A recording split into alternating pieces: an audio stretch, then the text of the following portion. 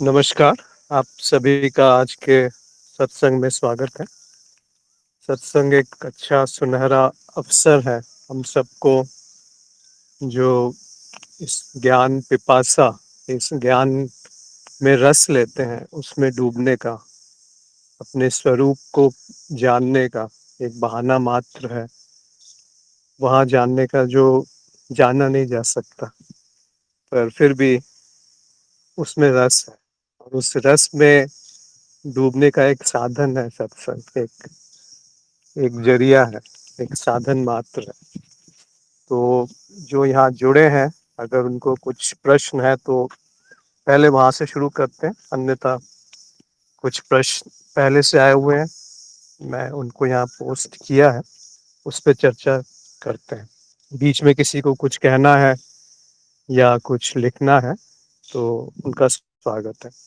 विमलेश के दो प्रश्न थे कि जागृत अवस्था भी एक प्रकार की सूक्ष्म अवस्था है, ऐसा कई बार कहा जाता है, तो इसके पीछे क्या कारण है? देखिए, जागृत अवस्था में भी सारे अनुभव सूक्ष्म ही होते हैं। जैसे कि हम सब, क्योंकि ज्ञान मार्ग में बोधि वार्ता से बहुत समय से जुड़े हैं, तो तीन तरह के ही अनुभव होते हैं। अगर हम सारे अनुभवों को वर्गीकरण करना चाहें तो एक है जगत का अनुभव, और एक है शरीर का अनुभव, और एक है मन का अनुभव। तो जो जगत का अनुभव है वो ज्ञान इंद्रियों से प्राप्त होता है। शरीर में जो उथल पुथल और जो भी बदलाव है, परिवर्तन है, वो आंतरिक इंद्रियों से प्राप्त होते हैं। उसी तरीके से जो मन के अनुभव हैं वो सूक्ष्म इंद्रियों से प्राप्त होते हैं, जैसे विचार हो गए, भावना हो गए, कल्पनाएं हैं, ये सब सूक्ष्म इंद्रियों के द्वारा जाना जाता है। पर जो जगत का अनुभव है उसको भी आप ध्यान से देखेंगे तो ज्ञान इंद्रिय क्या संकेत ला रही है, क्या वो स्थूल है? वो भी सूक्ष्म है। और जो शरीर के अंदर के अनुभव हो रहे हैं वो भी सूक्ष्म है। और अंत में जो मन का अनुभव है वो भी सूक्ष्म है। तो सारे के सारे अनुभव केवल मन के हैं।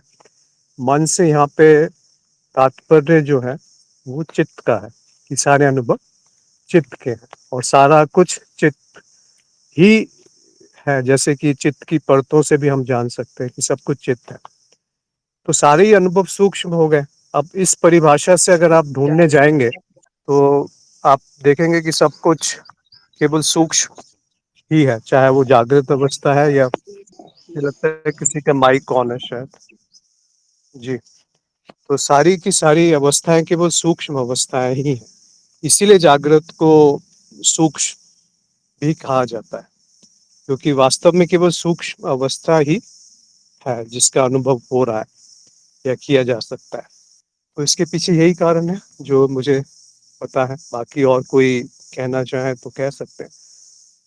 वैसे ये जब तक प्रायोगिक है, ये भी कि सूक्ष्म लोक में अगर आप जाएंगे और वहां पर जाकर के देख सकते हैं कि जो सूक्ष्म लोक हैं वो किस तरह से नियमबद्ध चलते हैं। स्वप्न में आपकी स्मृति के अनुसार सब गढ़ जाता है, जैसा विचार आता है वैसे ही उसी क्षण वो सत्य हो जाता है, वो घटना घट जाती है वो। तो इस तरह से स्वप्न में सब कुछ जो जीव की वृत्ति है उसके अनुसार होने लगता है, प्रकट होने लगता है, और तत्क्षण प्रकट होता है, उसी क्षण प्रकट हो जाता है, उसमें विलंब नहीं होता। इसलिए समय का जो एक मिथ्या है वो दिख जाएगी किसी को भी, थोड़ा भी ध्यान देंगे कि अलग अलग समय की गति है जागृत में और स्वप्न में और सूक्ष्म में। और अलग अलग स्थान की या स्पेस या आकाश का आलंबन है, एक पर्दा है जागृत में, स्थूल में, और सूक्ष्म में और स्वप्न में। तो थोड़ा भेद भी दिखता है। पर जो जागृत अवस्था है वो है क्या वास्तव में? वो भी तो एक विश्व चित्त की स्मृति से प्रकट लोक है, और उस लोक में एक केंद्र है जहां से कुछ अनुभव हो रहे हैं। तो इसी को अगर आप प्रक्षेपित करेंगे दूसरे रूप में, जब आप स्वप्न से परे चले जाते हैं तो दूसरे सूक्ष्म लोक प्रकट हो सकते हैं।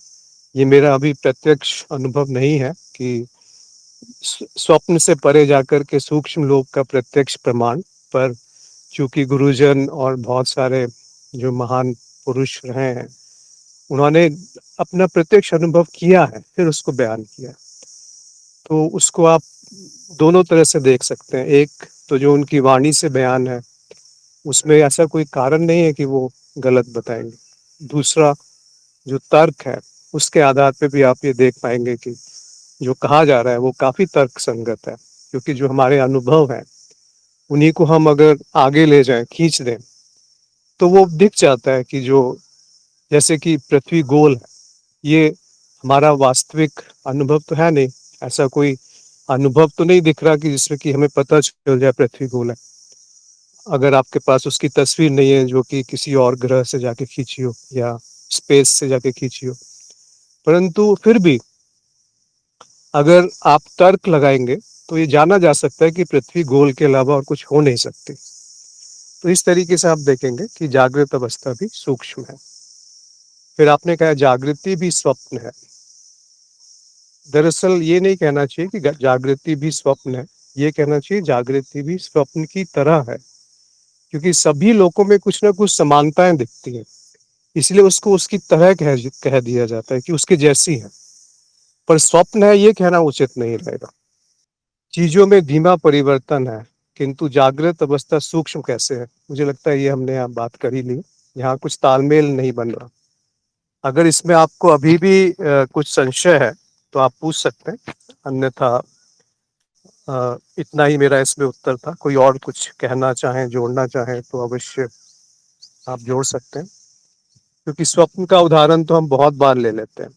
तो तीनों अवस्थाओं में भेद करना आना चाहिए कि जागृत अवस्था और स्वप्न अवस्था। इसलिए स्वप्न अवस्था को भी कई बार सूक्ष्म अवस्था कह दिया जाता है, और जागृत तो सूक्ष्म है ही।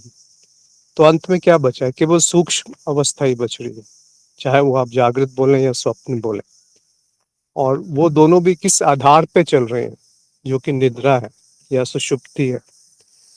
तो वैसा ही है कि सब कुछ जो गतिमान है, वो गतिमान कैसे है? जब तक कि स्थिरता नहीं होगी, जब तक कि कुछ स्थित नहीं रहेगा। अगर कोई रेफरेंस पॉइंट नहीं है, कोई ऐसी चीज नहीं है जहां से बदलाव नहीं हो रहा है, वहीं से तो बदलाव हो रहा है या उसको जाना जा सकता है। जो उसका उद्गम स्रोत है, जो उसका केंद्र है, जहाँ से वो उत्पन्न हुआ है और उसी में विलय हुआ है। जैसे स्वप्न में होता है, जहाँ से वो उत्पन्न हो रहा है और उसी में वो अंततः विलीन हो जाता है। तो एक साथ वो उत्पन्न होता है और एक साथ विलीन होता है। ऐसी जागृत अवस्था भी है कि एक साथ उसका पता चलता है कि ये मृत्यु लोक है। जब बालक थोड़ा बड़ा होता है तब उसे समझ में आता है कि ये जो लोक है वो पहले से उपस्थित था, और वो हर रात विलीन हो जाता है सुषुप्ति में। तो बड़ा सुंदर खेल चलता है। इसमें कारण नहीं ढूंढना चाहिए कि ये किस कारण है, क्यों ऐसा है। अगर कारण ढूंढना ही है तो आप स्वयं वो कारण है जिसके जिसकी वजह से ये पूरा का पूरा आपको अनुभव में आ रहा है, अगर काव्यात्मक रूप से कहना है तो। योगेश ने एक प्रश्न पूछा है कि आगे आने वाले सत्संग में कारण शरीर पर प्रकाश डालें। कारण शरीर क्या है? इस पे तो बहुत बार चर्चा हो ही चुकी है कि कारण शरीर एक कारण है, उसके नाम में ही वो प्रकट है कि कारण शरीर सूक्ष्म शरीर और जो जागृत अवस्था में जो भी घट रहा है उसका जो प्राकट्य है, जो उसका मूल है, वो कारण शरीर है। अब इसको परिभाषित तो ऐसे ही किया गया है कि जहाँ स्मृतियों का संग्रह है, जहाँ पर जीव की अनेकों जो स्मृतियां बनती हैं वो संग्रहित होती जाती है, उसके एक संग्रह को कारण शरीर कह दिया गया। उसमें कोई विभाजन नहीं है, बुद्धि वहां तक पहुंचती है और केवल कारण शरीर तक बुद्धि पहुंचती है। उसके आगे बुद्धि केवल मतलब फिर शब्द रह जाते हैं। बुद्धि और शब्द और अर्थ वहां निरर्थक है कारण शरीर के ऊपर। पर कारण शरीर का जो प्राकट्य है वो अभी भी दिखता है, वासनाओं के रूप में, इच्छाओं के रूप में, प्रवृत्तियों के रूप में। जैसे एक ही घर में दो जुड़वा बच्चे पैदा हुए, दोनों बच्चों में का जो स्वभाव है काफी अलग अलग हो सकता है। कोई खुश रहता है, एक थोड़ा सा परेशान रहता है, बात-बात में दुखी हो जाता है, रोता है, और एक ज़्यादातर खुश रहता है, प्रसन्न और अपने में संतुष्ट। तो कितना भेद है, अलग-अलग इच्छाएँ और आदतें लेकर के आते हैं बच्चे, छोटे से बच्चे। मतलब अभी ऐसा नहीं है कि संसार का प्रभाव उन पे पड़ना शुरू हो गया है, पर फिर भी उनकी आदतें दिखने लगती हैं। वो कहा जाता है ना कि ऊँट के जो पाँव हैं या वो उसे पालने में ही दिख जाते हैं, क्या होने वाला है उसका। तो कारण शरीर ही की अभिव्यक्ति आप वासनाओं और इच्छाओं के रूप में देख सकते हैं। अब आप कारण शरीर को इसीलिए एक कल्पना नहीं मानना चाहिए कि वो है, एक किसी ने कल्पित कर दिया, वो नहीं है, क्योंकि वो आप देख पा रहे हैं कि जो भी आपका स्वभाव है, जिस तरीके से आपकी प्रवृत्तियां हैं, वो सब कारण शरीर का प्राकट्य है, जो इस जगत से अभी नहीं मिला है। परंतु इस जगत में जैसे जैसे अनुभव होंगे, तो वो कारण शरीर में फिर से संग्रहित होने लगेंगे। तो जो कर्मों का संग्रह है, जो संस्कार है, उनको कारण शरीर कहा गया। तो एक ही कारण शरीर जब किसी देह से संबंध बनाता है, तब उसको जीव कहते हैं। तो जीव जो है अभी, जैसे भौतिक शरीर से किसी से संबंध बन गया, तो वो कारण शरीर सीधे उससे जुड़ गया। और उस क्यों जुड़ता है वो भौतिक शरीर से? क्योंकि कुछ ऐसी इच्छाएं बाकी रह गई जो भौतिक शरीर के द्वारा ही पूर्ण की जा सकती है। अगर ऐसी इच्छाएं धीरे धीरे कम हो गई, जो जिसमें भौतिक शरीर की आवश्यकता नहीं है, तो आप उन इच्छाओं को दूसरे लोकों में भी पूर्ण कर सकते हैं। तब फिर वो कारण शरीर भौतिक शरीर से संबंध बनाना छोड़ देता है। उसी को अ, मतलब मुक्ति कहा गया है शास्त्रों में, कि उसका जन्म और मरण इस भौतिक शरीर से नहीं होता है। पर ये सब जो बात हो रही है, ये सब माया के स्तर पे बात हो रही है। ये सब की सब जो अनुभव का क्षेत्र है, उसमें बात हो रही है। आपका जो स्वरूप है, वो एक क्षण में आप उससे बाहर निकल सकते हैं, कि जो जितने भी ये कर्म है, जितने भी ये संस्कार है, जो भी ये संग्रह है, वो मैं नहीं हूँ, वो मेरा नहीं है, और मुझे कुछ नहीं चाहिए। ये तीन अगर आप सूत्र याद रखेंगे, तो मुझे लगता है 90% समस्याएं जीवन की समाप्त हो जाएंगी। पहला, मैं नहीं है। अगर आप ढूंढने जाएंगे तो मैं कहीं मिलेगा नहीं, इसलिए कह देते हैं मैं नहीं है। जब मैं ही नहीं है, तो मेरा कुछ कैसे होगा, इसलिए मेरा कुछ नहीं है। और तीसरा, मुझे कुछ नहीं चाहिए। जब मैं ही नहीं है, मेरा कुछ है ही नहीं, तो मुझे कैसे कुछ चाहिए होगा? तो उसका जो मूल है, वो मैं है। और जो वो मैं है, वही मूल है उस तक पहुंचने का, जो पूर्ण है, जो तृप्त है, जो शांत है, जो आनंद है, जो आपका स्वरूप है। तो मैं को छोटा भी नहीं आंकना चाहिए, और मैं को कुछ बढ़ावा भी नहीं देना चाहिए। तो वो मैं जो है, वो एक सुंदर स्वच्छ रूप में प्रवाहित होता है। मतलब आप उसको जब जानेंगे कि जो मैं है, ये मैं किसी इंद्रिय के द्वारा पाया गया ज्ञान नहीं है। ये जो मैं है, ये कुछ ऐसा भी है जो बदलाव से परे है, जो कारण शरीर से परे है। तो तब आप पूरे सृष्टि में एक साथ उपस्थित हैं, और एक साथ विलीन है, एक साथ उपलब्ध भी हैं और अनुपलब्ध भी हैं। तो ये सब बातें जो है, शायद बुद्धि में समझ में ना आए, इसलिए व्यवस्थित रूप से चलना आवश्यक होता है। जो नए साधक हैं, वो इसको समझेंगे, ये तो पता नहीं क्या बोल रहे हैं, कोई अर्थ नहीं है। पर अर्थ है, सब में अर्थ है। उसके पीछे ढूंढना है कि वो जो कहा गया किसी बड़े महापुरुष ने, संत ने, वो क्यों कहा। वो तो चार वाक्यों में ही पूरा का पूरा जो ज्ञान है, वो समेट के रख दिया। अहम ब्रह्मस्मि, अयम आत्मन ब्रह्मन, प्रज्ञानम ब्रह्मन। तो ये तीन चार जो तत्वमसि, ये चार महावाक्य कहे गए, इन चारों में सब कुछ तो है, समाहित है। अब आप उनकी वो बुद्धि की पराकाष्ठा देख सकते हैं, कि कैसे पूरा का पूरा जो ज्ञान है, पूरा का पूरा जो ब्रह्मांड का तत्व है, वो केवल चार वाक्यों में समाहित है। और किसी को ये चार वाक्य बोलें और वो रट ले, तो क्या उसको ज्ञान हो गया? नहीं होता ना, ऐसे नहीं होता है। उसको, उसके पीछे जो पूरा का E = MC², ये आपने सुन लिया, रट लिया, पर क्या आप जान सकते हैं कि आइंस्टाइन यहाँ तक कैसे पहुंचा था, तो वो वैसे ही ब्रह्म वाक्य समझ लीजिए। वो तो खैर और भी ऊंची चीज है कि जो पूरा गूढ़ रहस्य जो है प्रकृति का, इस सृष्टि का, इस तत्व का, ये वहां समाया हुआ है। ये जो जीव है और जो ब्रह्मन है वो दोनों ही है। अहम ब्रह्मस्मि तत्वमसि। तो कारण शरीर भी तो जीव ही है, मतलब कारण शरीर का जो प्रकट्य रूप है वो जीव है, और ब्रह्मन जो है वो कारण शरीर में प्रकट है। तो ब्रह्मन ही जीव है और ब्रह्मन ही जीव से परे भी है। तो इस तरीके से समझा जा सकता है इसको। आशा है ये आपको समझ में आया हो। अन्यथा किसी और को इस पे कुछ कहना है तो अवश्य जोड़ सकते हैं अपने अनुभव या अपने तर्क से जो आपको समझ में आता है। बुद्धदेव के एक दो दो तीन प्रश्न हैं कि क्या बौद्ध धर्म में चेतना निरंतर है। देखिए, जब दो अलग अलग धर्मों को मिश्रण करते हैं तो वहां पर फिर उतना उतनी स्पष्टता नहीं आती है, क्योंकि बौद्ध धर्म में पता नहीं चेतना शब्द का प्रयोग है कि नहीं है, पर बोधि वार्ता में या गुरुजी ने जब चेतना शब्द का प्रयोग किया है तो उसका अर्थ कुछ और ही है।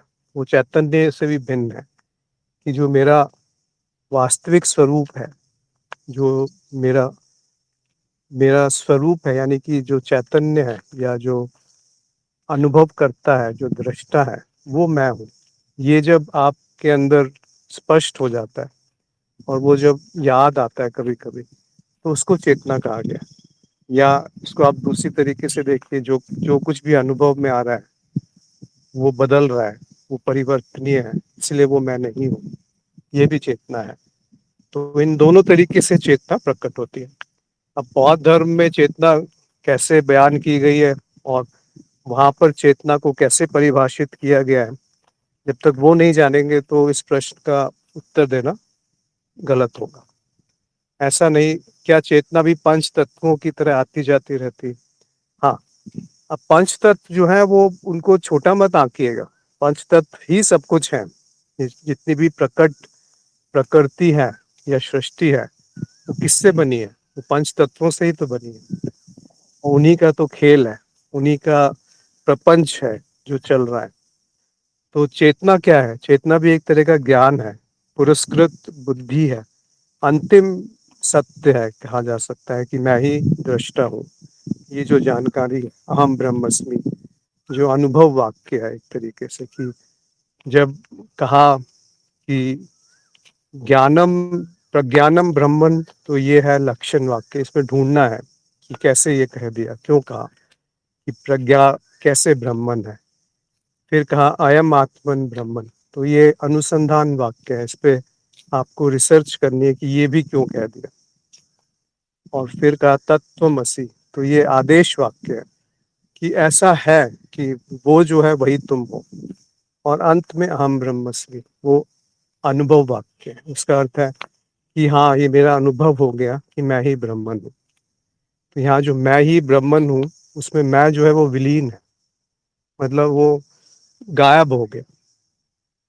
तो पंच तत्व जो है वो वो एक तो जो प्रकट्य प्रकृति है वो भी पंच तत्व है, और उसका ही जो सात्विक, जो पंच तत्वों का ही सात्विक रूप है, वो मन बुद्धि चित्त अहंकार है। तो वही पंच तत्व एक तरह से बुद्धि को प्रकाशित बुद्धि है, और उसी बुद्धि का जो पुरस्कृत रूप है वो चेतना है। तो ये परिभाषा अलग अलग मार्गों में अलग अलग रूप से मिलेगी, और अलग अलग गुरु इसको अलग अलग तरीके से बताएंगे।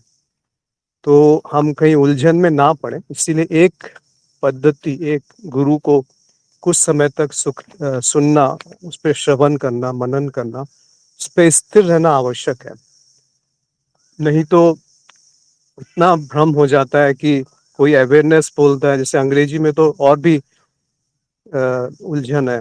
जैसे अवेयरनेस और कॉन्शियसनेस, फिर unconsciousness, super consciousness, semi consciousness और अवेयरनेस, ये सब मिल गए हैं। तो इस तरीके से शब्दों में खिचड़ी बन जाती है अगर हम अलग-अलग मार्गों को, अलग-अलग गुरुओं को, अलग-अलग समय में कहे गए शब्दों को मिलाएँगे। आगे बुद्धदेव का एक प्रश्न था, जो भी आध्यात्मिक ज्ञान पृथ्वी में है, वह मनुष्य या मनुष्य के मुँह से ही निकला है। यह तो निश्चित है कि मनुष्य से विकसित प्राणी और भी हैं, तो इसमें कोई प्रश्न नहीं है। पर आप जब कहते हैं कि मनुष्य के मुँह से निकला है, तो जो मनुष्य के मुँह से निकला है, तो मनुष्य क्या है? म मन, और मन को ही मनुष्य का है, मन को जो प्राकृत्य रूप है उसको मनुष्य का है। मनुष्य ये शरीर तो है नहीं, क्योंकि शरीर तो जड़ है, और उस जड़ में जो चैतन्य है या चेतना, चैतन्य जो रहता है, उन दोनों का जो संगम है उसको मनुष्य का, जो मन और शरीर की जो ग्रंथि है उसको मनुष्य का। तो उसमें कहाँ से ये सब ज्ञान उपलब्ध है? आपने कहा कि मनुष्य के मुँह से निकला है। हाँ, वो तो एक उपकरण है, स्पीकर है। जैसे शायद जे कृष्णमूर्ति कहते थे कि I am not saying anything, this is the speaker which is sitting here and some words are coming out of it. कहने का अर्थ है कि एक स्पीकर है, जैसे आपके घर में एक म्यूजिक सिस्टम है, उसमें स्पीकर है, तो वो जो ध्वनि स्पीकर से निकल रही है, क्या वो स्पीकर की है? ऐसे ही जो शब्द मनुष्य से निकले हैं, क्या वो मनुष्य के हैं? उस पे आधिपत्य क्यों ले लिया कि ये मेरे मेरे शब्द हैं? अगर आप वो समझने लगेंगे तो फिर बहुत बड़ी उलझन में फंस जाएंगे। तो इस तरीके से आप देखेंगे तो सब कुछ उस मनुष्य के मुंह से निकला, क्योंकि वो एक उपकरण मात्र है। पर आगे चलने से पहले एक प्रश्न आया है लक्ष्मी का, शायद, कि एक ही कारण शरीर है या अलग अलग जीवों में अलग अलग कारण शरीर है? कारण शरीर तो अलग अलग है, मतलब अगर हम सापेक्षिक रूप में बात करते हैं या रिलेटिव व्यवहारिकता के तौर पे जब बात करेंगे, तो अलग अलग कारण शरीर है। इसका अर्थ क्या होता है कि वो जो एक काल्पनिक सीमा रेखा है दो स्मृतियों के बीच में, तभी ये खेल बनेगा। अगर वो सीमा कारण शरीर के स्तर पे समाप्त हो गई, तो आप समझिए कि ये पूरी सृष्टि का कोई अर्थ नहीं रहेगा, किसी अनुभव का कोई अर्थ नहीं रहेगा। तो वो जो अर्थ हमें प्रतीत होता है, काल्पनिक अर्थ, कि ये सब इतना व्यवस्थित है, ये सब कारण शरीर की वजह से है। कि वो जो कारण शरीर है वो एक एक भौतिक रूप से जुड़ जाता है। वैसे ही एक ही कारण शरीर एक से ज्यादा भौतिक रूप से भी जुड़ सकता है, और वही कारण शरीर बढ़ते बढ़ते विकसित होते होते जब पूर्णतः निर्लिप्त हो जाता है, मतलब इच्छाएं समाप्त सी होने लगती है, तो वो बिखर जाता है और अनेक कारण शरीर उत्पन्न हो जाते हैं। तो अब ये सब बातें आप बोलेंगे मैं मेरे पास क्या अनुभव है, तो कोई अनुभव नहीं है। परंतु ये वही बात फिर से कहनी पड़ेगी कि गुरुजनों का अनुभव है, जो महान रहे हैं, वो जो पहुंच चुके हैं कारण शरीर तक, उनके जो अनुभव है, ये उनकी बात हो रही है। और मेरा क्या अनुभव है अभी? मेरा अनुभव ये है कि जो प्रकट है अभी इच्छाओं के रूप में, वो कारण शरीर है मेरे लिए। बाकी सब कल्पना मात्र है, बाकी सब एक मॉडल है, एक थ्योरी है। तो आप अगर ये जानना ही चाहती हैं कि कारण शरीर क्या जीवों में अलग अलग है, उससे क्या फायदा होगा? क्या आपको वहां कोई विभाजन दिखता है? ये सब तो एक एक थ्योरी है, एक सिद्धांत बता दिया कि ऐसा है, पर उससे आपकी आध्यात्मिक प्रगति में तो कुछ लाभ नहीं होगा। अगर आध्यात्मिक प्रगति में लाभ चाहिए, तो ये पूछना है कि मुझे अभी ये ऐसा जीवन में कुछ हो रहा है जो मन स्थिर नहीं हो पाता, ऐसा कुछ है जो मैं समझ नहीं पाई, जो मुझे व्यथित कर रहा है, जो परेशान कर रहा है। तो वो जो प्रश्न होते हैं वो अंदर से प्रकट होते हैं, और वो एक उसमें प्यास होती है एक, और वो प्यास आपके जीवन में प्रवाहित होगी। वो प्यास आपको चैन से नहीं बैठने देगी जब तक उसका उत्तर ना मिले। तो इस तरीके से आप समझ सकते हैं इसको। बुद्धदेव का आगे एक प्रश्न था कि तो हम कैसे कह सकते हैं या घोषणा कर सकते हैं सत्य के बारे में, the ultimate truth about reality. देखिए, सत्य तो सब लोग यहाँ जानते ही हैं कि व्यक्तिनिष्ठ है। वो ऐसा नहीं है कि एक किसी एब्सोल्यूट रियलिटी जैसा कुछ नहीं होता कि परम सत्य कुछ है। जो सत्य है वही परम है, और जो सत्य है वो व्यक्तिनिष्ठ है। तो अब सत्य का उपयोग क्या है? सत्य का उपयोग केवल इतना है कि बिना सत्य को जाने या बिना सही मापदंड के आप अपने स्वरूप तक नहीं पहुंच सकते। बस इतनी सी उसका जो प्रयोजन है सत्य का, और कुछ नहीं। परम सत्य कुछ नहीं होता। मनुष्य की नजर में एक पिपीलिका पिपीलिका का साधारण अर्थ है चींटी। मनुष्य की नजर मतलब कहना चाह रहे हैं कि एक बृहद, एक ऊंची दृष्टि से मनुष्य जो है वो एक चींटी के जैसा है। कोई बहुत प्रगतिशील जो प्राणी है उसके लिए तो हम निश्चित होकर कैसे कह सकते हैं कि क्या कैसे कह सकते हैं कि सारा ज्ञान जो है वो मनुष्य को है? इस तरह का कुछ प्रश्न है, इतना स्पष्ट नहीं है। पर जो मुझे लग रहा है वो प्रश्न ये पूछा गया है कि कोई अगर आप मनुष्य से ज्यादा विकसित प्राणी है तो उनके लिए मनुष्य एक चींटी के समान है। तो ये कैसे निर्धारित किया जाए कि जो मनुष्य को ज्ञान प्राप्त हुआ है वो अंतिम ज्ञान है? इस तरह का प्रश्न है शायद। तो यहाँ कोई उत्तर देना चाहेगा? क्योंकि ये थोड़ा रोचक भी है, ऐसा नहीं है कि निरर्थक सा प्रश्न है। ये कैसे सिद्ध किया जाए कि जो अभी किसी गुरु ने कहा है या जो आप अभी भी सुन रहे हैं वो अंतिम सत्य है, अंतिम ज्ञान है, इसके परे कोई और ज्ञान हो ही नहीं सकता? ये कैसे सिद्ध किया जाए? क्या आपका प्रमाण मिलेगा? कोई अगर साझा करना चाहे अपना अनुभव तो अनम्यूट करके बोल भी सकते हैं अपने आप को, या लिखना चाहे तो लिख भी सकते हैं। प्रश्न समझ में आ गया ना सबको कि ये कैसे मान लूं कि जो अभी कहा गया है, जैसे अहम ब्रह्मस्मि या तत्वमसि या तुम ही ब्रह्मन हो या द्वैत ही सत्य है, तुम ही आत्मन हो, ये सब जो वाक्य हैं, सर्वम खलविदम ब्रह्मन, की जो कुछ भी है वो ब्रह्मन है, कण कण में भगवान है, ये सब जो हम सुनते रहते हैं बचपन से, खासकर भारत में, तो ये कैसे सत्य मान लें? क्योंकि मनुष्य की बुद्धि तो सीमित है, और इस सीमित बुद्धि से उस असीमित को कैसे पकड़ लें? इस तरह का कुछ प्रश्न है। कोई कुछ बोलना चाहे तो बोल भी सकते हैं, लिखना चाहे तो लिख भी सकते हैं।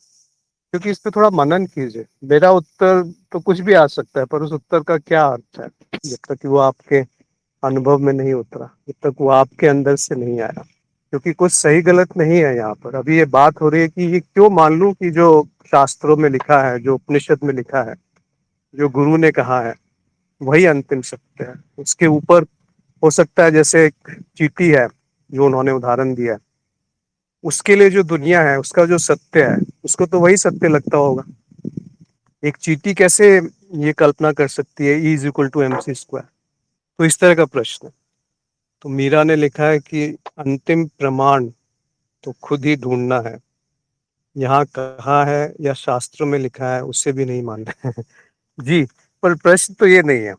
आप, ठीक है, आपको अंतिम प्रमाण खुद ढूंढना है, परंतु क्या ये परम सत्य है अगर इसको दूसरे शब्दों में कहा जाए? महेंद्र ने कहा शून्य में अनंत संभावनाएं हैं, तो उससे तो कुछ सिद्ध नहीं होता। ज्योति माधुरी ने लिखा है मुझे लगता है इसे बुद्धि से परे जाकर ही जाना जा सकता है। जी, अगर वो बुद्धि से परे है तो फिर इसे सत्य कैसे कह दें कि अहम ब्रह्मस्मि सत्य है? आपने सही लिखा है कि बुद्धि की परे है। फिर ये तो खुद ही उसमें उसका वो हो गया, विरोध हो गया। बुद्धि ज्ञान को परिसीमित करती है, ये तो थोड़ा सा जटिल है, क्योंकि बुद्धि जो है उसी से ज्ञान उत्पन्न होता है। तो वो ज्ञान को सीमित करती है, और ज्ञान भी सीमित है और बुद्धि भी सीमित है। और बुद्धि एक तरह से संग्रह है ज्ञान का, और बुद्धि से ज्ञान तीक्ष्ण होता है। और ज्ञान अगर है तो बुद्धि अच्छी तरह से काम करती है, तो वो मिलते जुलते से ही है। पर इससे भी वो प्रश्न का उत्तर नहीं आया। इससे ये निकल के आ रहा है कि बुद्धि की सीमाएँ हैं, वहाँ तक पहुँचने के लिए। तो फिर प्रश्न तो वहीं का वहीं रह गया कि अगर बुद्धि की सीमा है उसको जानने के लिए, तो कैसे मान लूँ कि जो कहा गया है वो सत्य है? ज्योति ने कहा इसे मानना नहीं जानना है, इसे स्वयं होकर ही जाना जा सकता है। स्वयं तो आप पहले से ही हैं, गुरु सिर्फ संकेत कर सकते हैं। जी, ये बिल्कुल ये भी सही है कि संकेत मात्र है। जो मीरा जी ने लिखा है वो भी बिल्कुल सही है, जो माधुरी ने लिखा है वो भी सही है, और योगेश ने कुछ और लिखा है। सत्य मानना भी नहीं चाहिए जब तक वह बात अपने स्वयं के अनुभव में ना हो, और यदि ऐसा लगता है कि यह अंतिम नहीं है तो खोज जारी रखनी चाहिए। जी, खोज तो बहुत जल्दी समाप्त हो जाती है योगेश जी, खासकर ज्ञान मार्ग में। कैसे हम कह देते हैं कि ये मार्गहीन मार्ग है? सुभाष ने लिखा है वहां मनुष्य नहीं बचता। मनुष्य के होने पर भी तो वो ज्ञान रहता है। हम स्वयं के अनुभव अनुसार तर्क का उपयोग कर सकते हैं। अनुभव तो सारे हमेशा स्वयं के ही होते हैं, किसी और का अनुभव तो आपको हो भी नहीं सकता। तर्क का उपयोग कर सकते हैं। हाँ, तर्क और अनुभव ही तो दो साधन है हमारे अपने आप तक पहुंचने के। माधुरी ने लिखा है होकर ही जाना जा सकता है। देखिए, थोड़ा जटिल प्रश्न है, पर सबके उत्तर सही है, ऐसा नहीं कि कुछ गलत है। अंकित ने लिखा है सत्य शब्दातीत है। हाँ, यही तो कहा जा रहा है कि अगर वो सत्य शब्दातीत है तो उसको कैसे सत्य कह दिया गया? कैसे मान ले कि वो शब्द सत्य है और अनुभव से परे है? अनुभव से परे है, सत्य अनुभव से परे है। सत्य अगर अनुभव से परे है तो उसको सत्य कहना भी निरर्थक है। जो अनुभव में है उसी का बयान कर सकती है बुद्धि। तो आप इशारा कर सकते हैं, कह नहीं सकते सत्य को। देखिए, सत्य क्या है वो परिभाषित करना बहुत आवश्यक है, उस पर अभी चर्चा करते हैं। माधुरी ने कहा है कि बुद्धि को छोड़कर ऊपरी परतों तक जाना होता है। कौन जाता है बुद्धि को छोड़कर ऊपरी परतों तक? जब तक हम समझते हैं जान लूंगा खोज लूंगा, नहीं जान सकते। हाँ, ये बात थोड़ा सही है।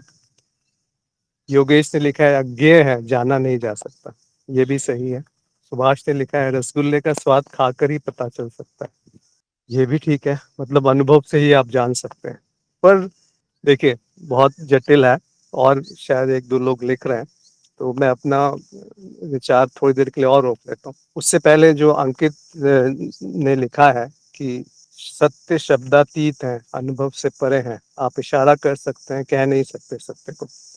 तो देखिए, सत्य जो है उसको समझ लीजिए कैसे परिभाषित है। वो सत्य का अर्थ है जो अपरिवर्तनीय है वो सत्य है। जो आप अगर ज्ञान मार्ग या वेदांत में बात करेंगे, तो जो अपरिवर्तनीय है वो अनुभव में नहीं आ सकता, वो अनुभव को जानने वाला है। जो अनुभव को जानने वाला है, वहां तक पहुंचने के लिए सत्य का प्रयोग किया जाता है।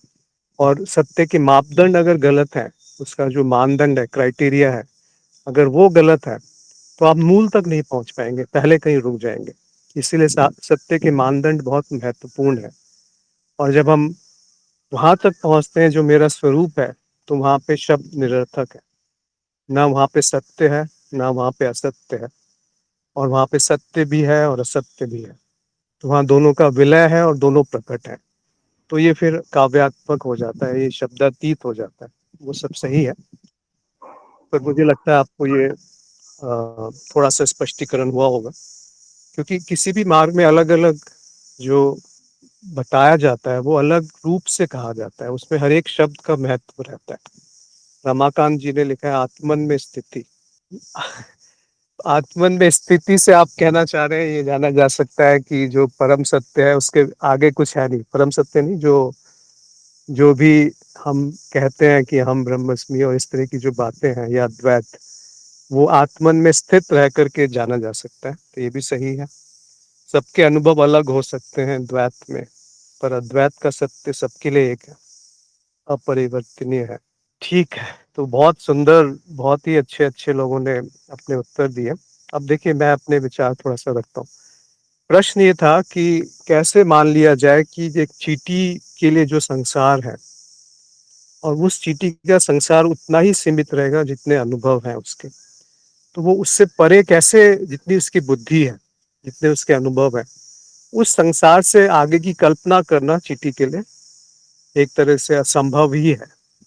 अब हम ये प्रश्न कर रहे थे कि अगर चींटी के सापेक्षिक रूप को आप दूसरे तरह से उसको आप लेके जाइए कि जो मनुष्य है, जो व्यक्ति है, वो एक चींटी के बराबर है। अगर कोई परम ऐसा कोई प्राणी है जो बहुत विराट है, उसके तुलना में मनुष्य जो है वो चींटी के बराबर है, या उसकी बौद्धिक क्षमता चींटी के बराबर है। तो उस सीमित बौद्धिक क्षमता से उस सत्य को ठोस कह के कैसे कहा जा सकता है कि इस सीमित बुद्धि से और इस सीमित अनुभवों से मैं परम सत्य तो नहीं कहना चाहिए, पर क्योंकि हम भाषा की सीमा है इसलिए उसका प्रयोग कर सकते हैं कि वो वही सत्य है अंतिम, उसके आगे और कुछ सत्य नहीं है। ये कैसे कोई घोषित कर देगा शास्त्रों में या गुरुओं में? तो इसको थोड़ा गहराई में थोड़ा डूबते हैं आज कि क्या है कि इसको हम कह दें कि ये अंतिम सत्य है। क्या इसके आगे भी कुछ और है जो अभी तक बुद्धि में जाना नहीं गया है, और वो जान लेने के बाद ये जो अंतिम सत्य जिसको हम कह रहे हैं वो बदल जाए? क्या ऐसी संभावना है? तो मेरा उत्तर तो यही है कि ऐसा संभव ही नहीं है, क्योंकि जो मूल ज्ञान है बहुत सीमित है, बहुत छोटा सा है। जैसा सब लोगों ने लिखा कि वो जाना नहीं जाता, वो हुआ जा सकता। तो जब उस होने मात्र पे आप आ जाते हैं, जब वो समर्पण घटना घटती है, तो जब वो घटना घटती है तो वहां कोई संदेह नहीं रहता। जैसे संदेह हम कहते हैं जब देह के साथ संग हो गया, तदात्म हो गया, तब संदेह उत्पन्न होता है। तो जब देह से तदात्म टूट गया तो बुद्धि जो है वो छूट जाती है, एक तरीके से वो शांत होने लगती है। तो वो जो शांत है, उस शांत स्थिति में जो प्रकट होता है वो अद्भुत है, वो शब्दों के परे है। और वो आपका स्वयं का चेहरा, आप समझ लीजिए कि एक ऐसा आईना है, एक दर्पण है जिसमें अभी धूल है। वो धूल छटने लगती है और उसके छटते ही जो दिखता है, जो प्रकट होता है, वो अद्वितीय है। उसको शब्दों में नहीं कह सकते, क्योंकि वो जो बुद्धि का उद्गम है वो वहां की स्थिति है कि वो क्या है जो बुद्धि को जान रहा है, वो क्या है जो जो सब में है पर किसी में नहीं है, वो क्या है जो सबका आधार है पर उसका कोई आधार नहीं है, वो क्या है जो निर्लिप्त है लेकिन सभी में वो लिप्त है, वो क्या है जो बह रहा है पर फिर भी अछूता है, वो क्या है जो परम है पर सभी में वो व्यक्त है, वो क्या है जो चल रहा है लेकिन चल नहीं रहा है, वो क्या है जो प्रकाश में है लेकिन वो प्रकाश नहीं है, वो क्या है जो दृष्टि में है लेकिन वो दृष्टि नहीं है, वो क्या है जो सुनने में है लेकिन वो सुनना नहीं है, वो क्या है जो है पर वो बयान नहीं हो सकता। अब वो अज्ञेयता की तरफ आ गया, जैसे किसी ने कहा था। अब उस अज्ञेयता में अगर बुद्धि डूब चुकी है, मतलब वो तिरोहित हो चुकी है, समर्पित हो चुकी है, गायब हो चुकी है, तो जो प्रकट है, जो बुद्धि को प्रकाशित कर रहा है, अब उसके आगे कुछ कहना मूर्खता है। कि वो जो अज्ञेयता है, वो जो शून्य है, उसी को परम सत्य कह दिया गया है, या परम या अंतिम सत्य कह दिया गया। क्योंकि वहां पे हमने क्या कहा कि जो परिवर्तन है वो सब छोड़ दिया, जो अपरिवर्तनीय है वो कहना पड़ता है कि वो दृष्टा है। अगर कोई ये कहे कि नहीं, अभी मानव की बुद्धि इतनी विकसित नहीं है कि वो इसको जान पाए कि इससे भी आगे कुछ हो, तो इससे आगे क्या होगा?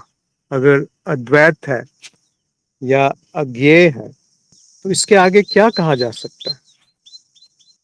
तो वहाँ अंत है, वहाँ जहाँ बुद्धि का अंत है, जहाँ शब्दों का अंत है, जहाँ कल्पना का अंत है, जिसके बारे में सोचा नहीं जा सकता, जिसके बारे में बोलना तो असंभव है, पर वो हुआ जा सकता है। तो सबने यही सब शब्दों का अलग-अलग तरीके से व्यक्त किया था, तो उनको ही मिला-जुला करके उत्तर आएगा इसका। और इससे अच्छा उत्तर मतलब किसी और के पास है तो वो और अपने आप को व्यक्त कर सकते हैं। रमाकांत ने लिखा है, चींटी से लेकर हाथी तक सारे शरीर तो चित्त की अलग परत है, चित्त आत्मन की चेतना ही है। जी, बहुत सुंदर लिखा है रमाकांत जी ने कि जितने भी शरीर हैं, उन सब शरीरों को प्रकाशित करने वाला तो एक ही तत्व है, और वो जो तत्व सब शरीरों को प्रकाशित कर रहा है, क्या वो मुझसे भिन्न है? अगर वो अनंत है, तो क्या वो अभी इस क्षण मुझ में नहीं है? फिर ये कहने की भी कोई आवश्यकता नहीं रहती कि वो तत्व मैं हूँ। ये शब्द निरर्थक है कि अहम ब्रह्मस्मि भी निरर्थक हो गया, तत्त्वमसि भी निरर्थक हो गया, अहम अयम आत्मन ब्रह्मन भी निरर्थक है, सर्वम खलविदम ब्रह्मन भी निरर्थक है। क्यों वो निरर्थक है और क्या इनका अर्थ है और कैसे इसमें फंसा जा सकता है और कैसे इनसे निकला जा सकता है? जब फंसते हैं, अगर आप इनका शाब्दिक अर्थ ले लेंगे तो फंस जाएंगे, पंडित बन जाएंगे, पर तत्व को नहीं जान पाएंगे। और अगर आप इनके तत्व को पहचान गए तो फिर ये शब्द निरर्थक से हो गए। फिर ये शब्दों का क्या अर्थ रहा? तो ये जब तक सहारा है, वो बैसाखी है जो उसकी तरफ संकेत है, जो है केवल है, वहाँ ये भी कहना कि मैं हूँ भी एक बोझ है, होनापन भी एक बोझ है। तो क्या रह गया? केवल मौन, केवल शून्यता, केवल अज्ञेयता, केवल शांति, प्रेम, आनंद। वो निर्मल है जिसमें कोई मल नहीं आ सकता। वो निरंजन है जिसको कुछ कालिक छू नहीं सकती।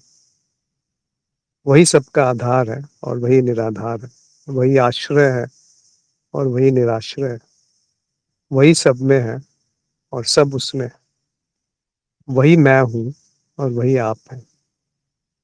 ये जो सुनना हो रहा है, इस सुनने में अगर सुनने वाला हट जाए तो क्या रहेगा? ये जो बोलना हो रहा है, अगर इस बोलने से बोलना वाला हट जाए तो क्या रहेगा? तो वो जो बोलना और सुनना एक नहीं हो गए, क्या भेद है? और जब बोलना और सुनना एक हो गए, तो वो जो बोध है, उससे परे कैसे आप कुछ परिभाषित करेंगे? तो यहाँ जाके बुद्धि समर्पित हो जाती है। फिर जो प्रकट होता है उसको किसी को सिद्ध नहीं करना कि ये अंतिम सत्य है कि नहीं है, कि इसके आगे कोई और कुछ जान ही नहीं सकता। वो नहीं सिद्ध करेगा। जिसने पकड़ लिया उसने पकड़ लिया, जिसने नहीं पकड़ा फिर मुझे भी नहीं पता मैंने क्या कहा, क्योंकि इसमें वाद विवाद का विषय नहीं आता। यहाँ आके, यहाँ आकर के मन जो है वो शांत हो जाता है, और उस शांति से जो उत्पन्न होता है वो उद्गम स्रोत है, स्रोत्र है। किसका? आपका। और वो जो आपका स्रोत्र है, वही तो सब जगह प्रवाहित है, सब जगह वही तो प्रकट है। अब ये केवल शब्दों में मत पकड़िए इसको, केवल उसके भाव को पकड़िए, उसके तत्व को पकड़िए जो कहा जा रहा है। उसको भी छोड़ दीजिए जो कह रहा है, वो सीमित है। जो कहा जा रहा है वो देखिए क्या कहा गया है। क्या जो कहा गया है वो आपके अनुभव में आ रहा है? क्या वो तर्क संगत है? क्या उसमें कुछ तथ्य है? अगर है तो उसको पकड़ लो, ऐसे पकड़ो कि फिर छूटे ना।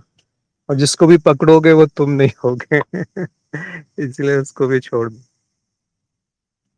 योगेश ने कहा है कि अद्वैत में सत्य असत्य भी छूट जाता है। हाँ, बिल्कुल सही कहा आपने। राजीव ने कहा बस समर्पण रह जाता है, वह भी कुछ विशेष करना नहीं है। जी हाँ, समर्पण कोई कृत्य नहीं है। समर्पण तो अभिव्यक्ति है, जैसे प्रेम कोई कृत्य नहीं है, जैसे आनंद कोई कृत्य नहीं है, ऐसे ही समर्पण कोई कृत्य नहीं है, करुणा कोई कृत्य नहीं है, शांति कोई कृत्य नहीं है। तो जो भी जीवन में मूल्यवान है वो कृत्य नहीं है। वहां कोई ना करता है ना कृत्य है। ना कारण है ना उपकरण है, ना करण है ना कारण है। तो ऐसी चीज को आप कैसे बयान करेंगे शब्दों में? हम शब्द कह सकते हैं, प्रेम है, करुणा है, आनंद है, शांति है, पर ये भी तो अंत में शब्द ही हुए। उन शब्दों को अर्थ कौन दे रहा है? वो आप है। उस स्थिति में समर्पण के अलावा और क्या संभव है? तो एक दो प्रश्न और है, उसको भी समाप्त कर लेते हैं। मधु का एक प्रश्न है कि मेरे मन में एक संशय है। ये तो पक्की बात है कि मैं मन नहीं, शरीर नहीं, पर यह ख्याल कई बार आता है कि शरीर मन मेरे हैं या कोई वस्तु मेरी है। ऐसा ख्याल आते ही बंधन का अनुभव होता है, पर कुछ ही देर में पता चल जाता है कि अगर मेरे होने मेरे नियंत्रण में ये होते तो सभी स्वचालित हैं। मेरी बात सही है? अगर त्रुटि है तो ठीक करें। क्या ये मेरी आसक्ति है? देखिए, थोड़ा सा आप मूल ज्ञान पकड़िए, वही मूल वाक्य पकड़ लीजिए कि जब मैं नहीं है, मैं को ढूंढने में लग जाइए तो मैं नहीं मिलेगा। तो जब मैं नहीं है तो मेरा नहीं है। जब मेरा नहीं है तो आसक्ति आपकी कैसे होगी? और जब मेरा नहीं है और मुझे भी कुछ नहीं चाहिए, मुझे कुछ नहीं चाहिए, ये तीन मूल वाक्य हैं। मैं नहीं है, मेरा कुछ नहीं है, मुझे कुछ नहीं चाहिए। अगर इन तीनों को पकड़ लिया, फिर आपका प्रश्न जो है आप स्वयं उस पर मनन कीजिए तो बहुत सारे उत्तर मिलेंगे। कि कई बार शरीर मन मेरे नहीं है ये पता चलता है, बाकी समय जब ये लगे कि शरीर मन मेरे हैं, तो क्या आप नहीं रहते? आप से कुछ और हो जाते हैं। इसीलिए थोड़ा मनन की आवश्यकता है कि जो प्राप्त करके मिलेगा वो आप नहीं है। ये द्वैत के स्तर पे बात हो रही है, माया के स्तर पे बात हो रही है।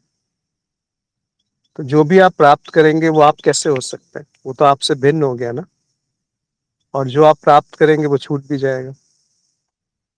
माधुरी ने लिखा है कि वह जो जन्मा, अजर, अमर, निराकार, निर्गुण, आनंद, प्रकाश, जिससे सातों लोक, तीनों लोक, सत्य असत्य सभी प्रकाशित हैं, उसे शब्दों की सीमा में नहीं बांध सकते, अज्ञेय है। इतना जान लेने से ही शून्यता में मौन हो जाना है। बहुत सुंदर चर्चा। जी हाँ, आपका जो संदेश है वो भी बहुत सुंदर है। अब इन शब्दों को, एक एक शब्द में आप एक एक दिन बिता सकते हैं। निराकार क्या है? वो जो निराकार है वही सभी आकारों में भी तो है। अब इस स्तर पे आ जाइए। ये तो हो गया नेति नेति कि वो निराकार है, वो अमर है, निर्गुण है। पर वो जो निर्गुण की स्थिति है, उसके आगे की स्थिति निराश्रय है।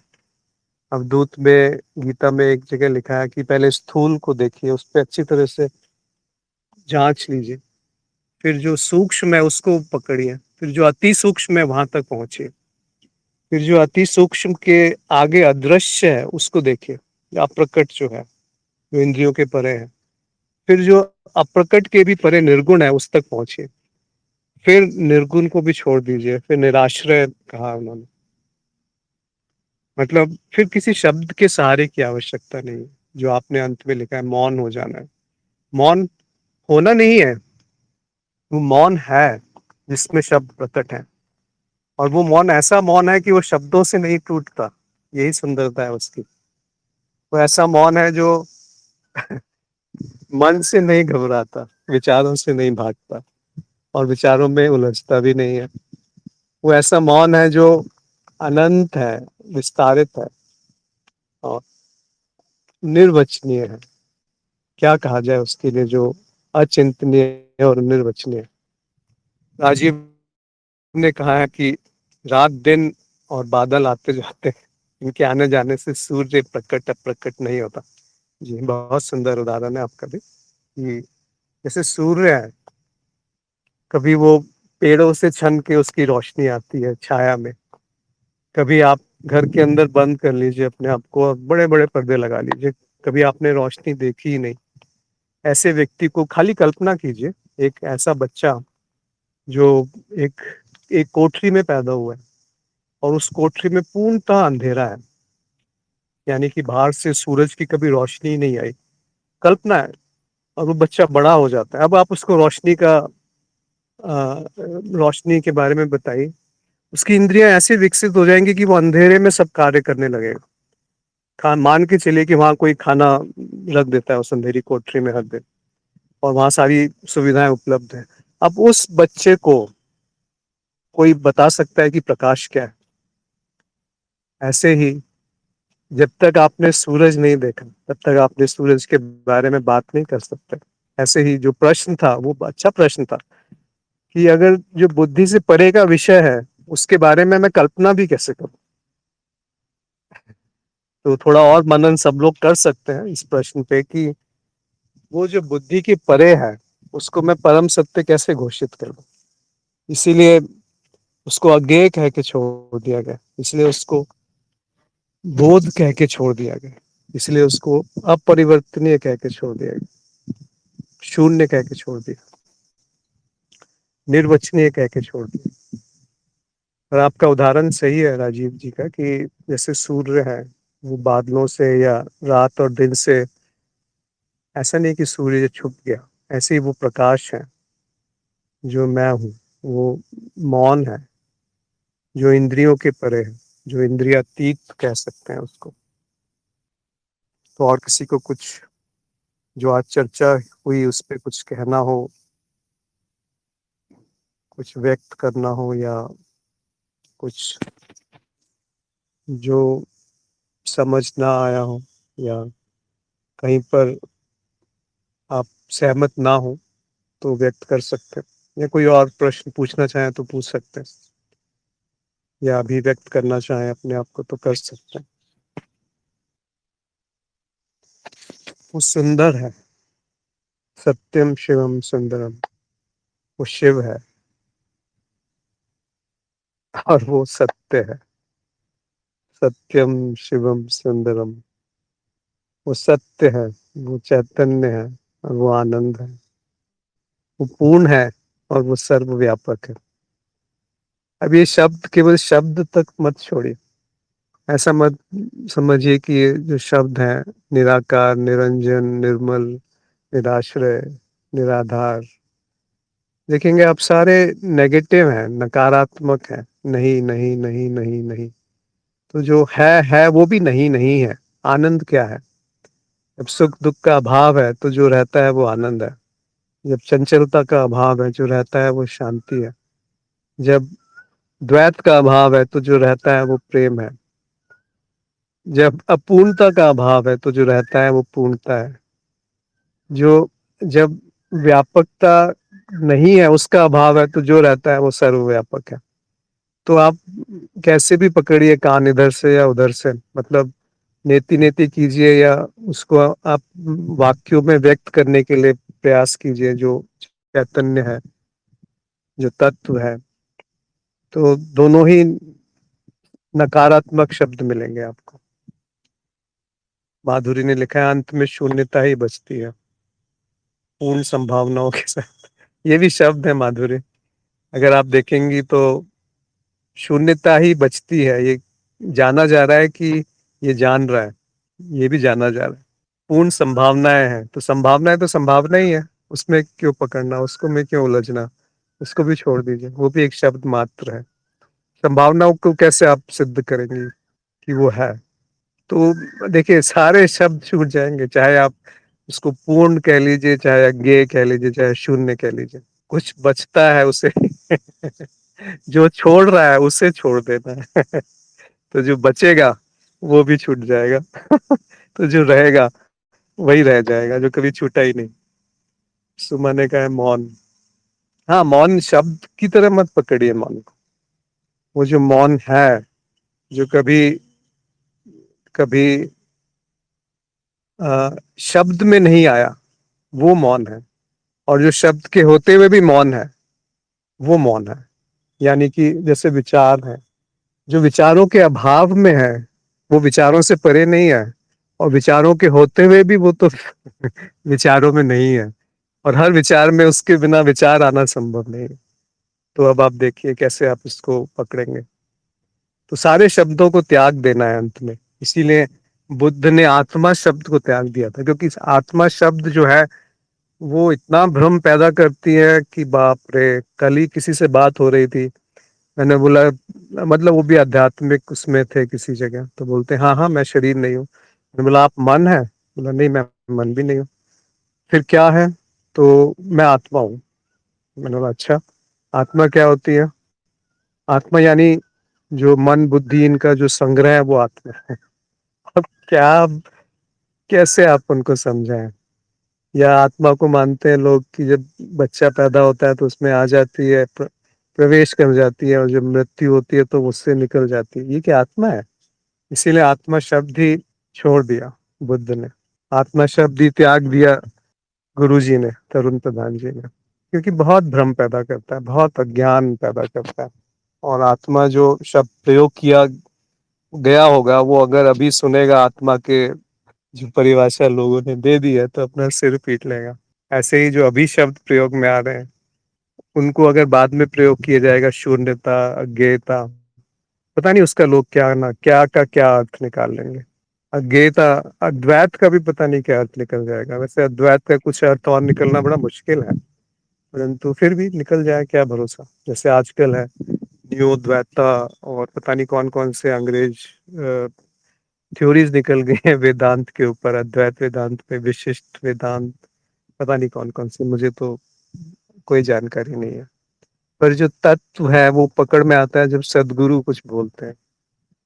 तत्व वो पकड़ में आता है जब सदगुरु पास होते हैं, तब जो उत्पन्न होता है वो उपनिषद है।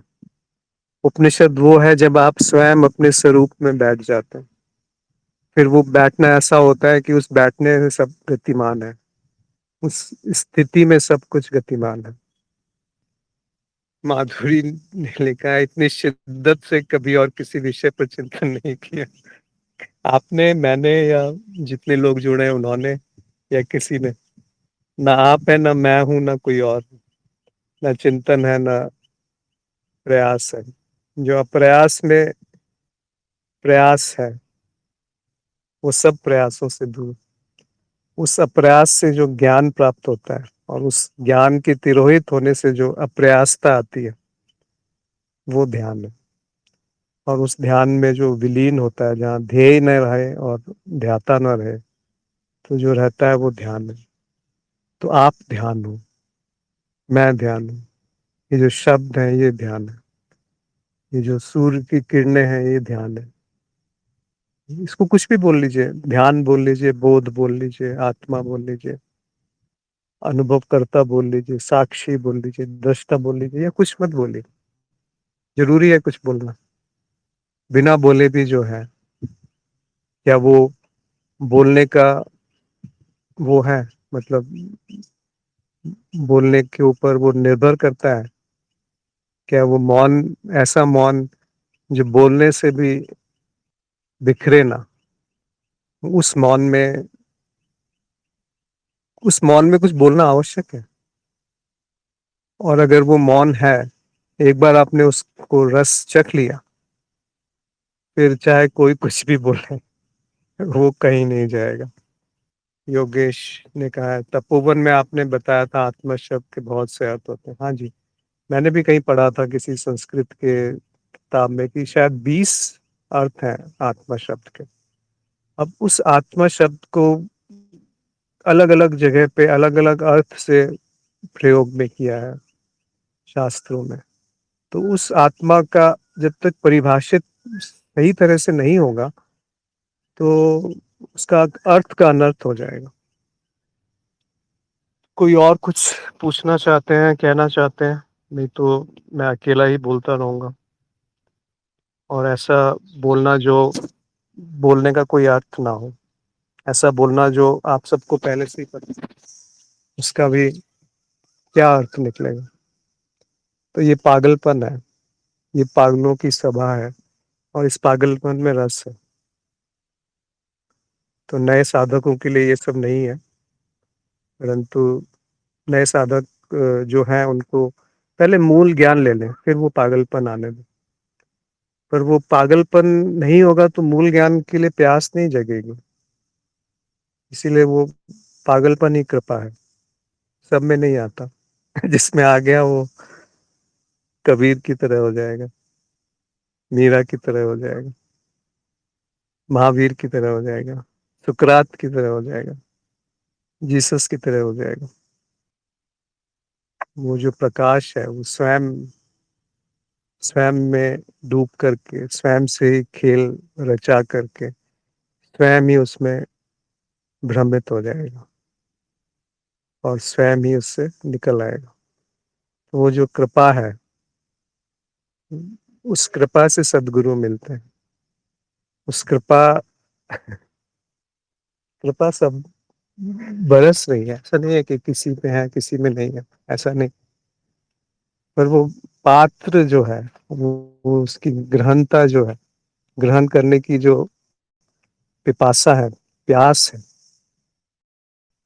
वो सभी नहीं होती। जैसे एक उदाहरण दे सकते हैं कि मैं तो प्रेम कर रहा हूँ, पर उस प्रेम को 10 में से 2 लोग समझेंगे और 8 लोग बोलेंगे ढकोसला है, आडंबर है, दिखावा है, प्रेम थोड़ी। तो क्या करूं मैं? है, किसी को समझ में आए ठीक है, नहीं समझ में आए तब भी ठीक है। ऐसा होता है पागलपन। ऐसा नहीं कि किसी को कुछ सिखाना है, किसी को कुछ समझाना है या कुछ सुधारना है। मैं क्या सुधारूंगा जब मुझे ही नहीं पता कि मैं क्या हूँ? किसको सुधारूंगा कि जिसको मेरे को नहीं पता कि वो क्या है, उसको कैसे सुधारूंगा? तो मैं हूं तो सुधारूं।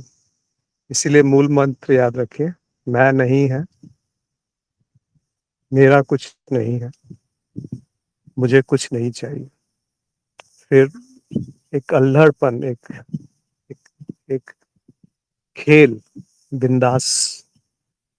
तो मुझे लगता है अगर किसी और को कोई प्रश्न, सुझाव या कुछ कहना नहीं है तो आज यहाँ समाप्त करते हैं, इस इस शुभेच्छा के साथ, इस प्रार्थना के साथ